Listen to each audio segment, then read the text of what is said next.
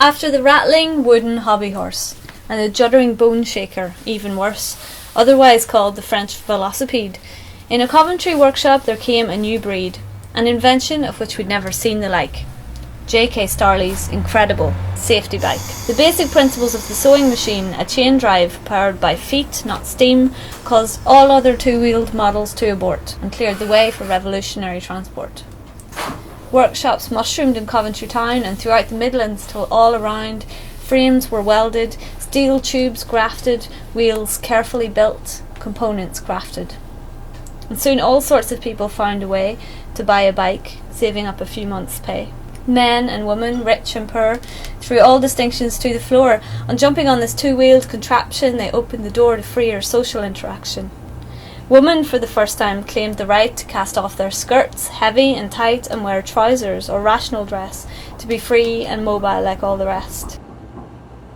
Regardless of rank or social class, freedom of movement was achieved at last.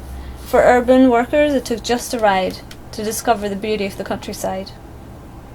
But at this moment, when the bike could rise no higher, a French journalist hoping to start a media empire dreamed up a race of monumental proportion. A trial demanding superhuman strength, and thus threw a simple object into wild distortion by asking men to pedal all of France's length. The race that Desgrange inaugurated had nothing in common with the Tour today.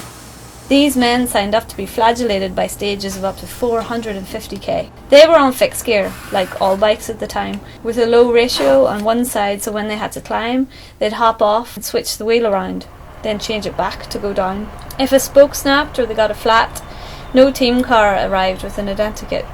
The rule was they had to fix it by the roadside. One guy even re-welded his frame mid-ride.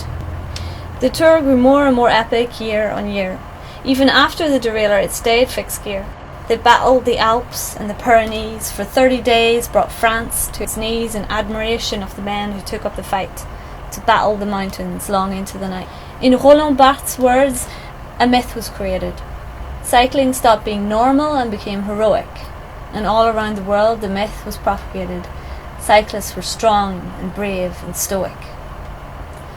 All this was timed nicely with the rise of the car. Ford pumped them out, they travelled wide and far. Everyday cycling was pushed to the margins, the tick of the freewheel drowned out by engines.